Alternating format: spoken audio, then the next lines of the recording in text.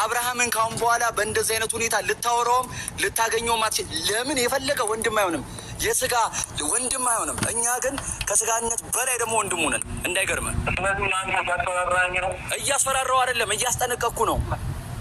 አንተ ሲጀመር እየሰማኸኝ ነው። አንተ እንደናንተ አይነት ወጣቶች ሰላም ጤና ይስጥልኝ። ወደ ተከበራችሁ ቤተሰቦች እንዴት ናችሁ? እኔ አለውኝ ይመስገን። እንግዲህ ኤፍሬም እንደናንተ አይነት ወጣጤዎችን ሊያስጠነቅቀኝ አይችልም ብሏል ማለት ነው። እንግዲህ ቤተሰቦች ማለት ነው አሚሩ የሚባል ጀግና ልጅ ነው በእውነት ማለት ነው። እና ለሄርሜላና ለኤፍሬም የቆመ ነው።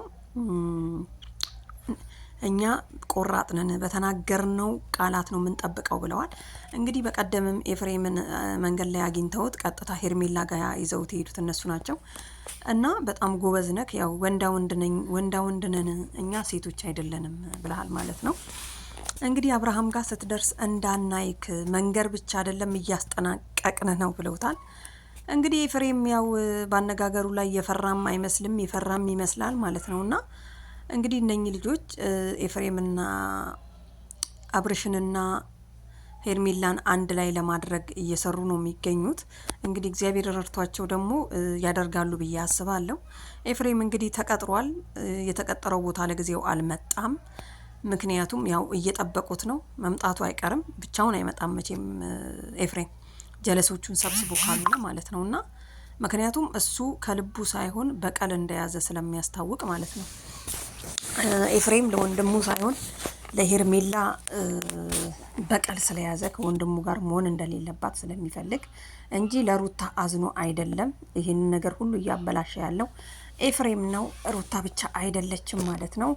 ሩታ ያው የራሷ ስለሆነ የጣለችውን ስላነሳችባት ስለተንከባከበችባት ስላማረበት ነው ቀንታ ማለት ነው። እና ለማንኛውም እንግዲህ ኤፍሬም አባቱ ቤት ይገኛል እየተባለ ነው የሚነገረው።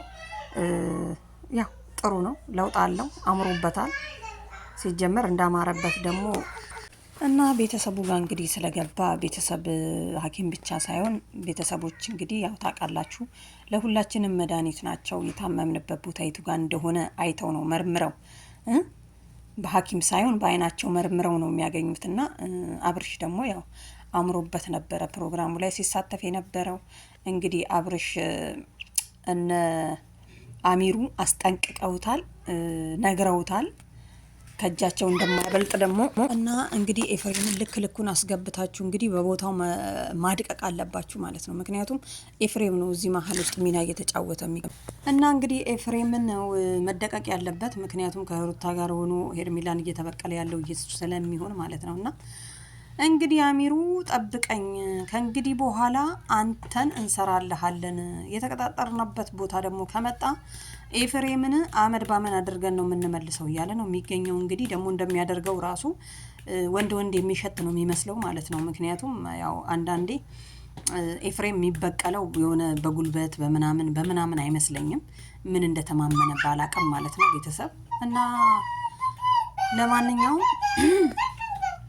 እኛም እየጠበቀን ነው ሄርሜላና አብርሽ አንድ ላይ እንደሚሆኑ ተስፋ እናደርጋለን። አብርሽ እንግዲህ ከሩታ ጋር ከሄርሜላ ጋር በመሆኑ ስኬት ላይ በስኬት ሆኗል ማለት ነው። ከሩታ ጋር አይደለም። ለአንድ ቀን ቢለያትና ሄርሜላ ጋር ቢሄድ ለ3 ቀን ይሄው እንግዲህ ተጠርቶ ስኬት ሱቅም ሊከፍትልን ነው አይደለ? ስለዚህ ያው እንግዲህ ሄርሜላ እንደምንም ብላ ተንከባክባ ሴቶች ናቸው እኮ ወንዶችን መያዝ ያለባቸው ወይ ደግሞ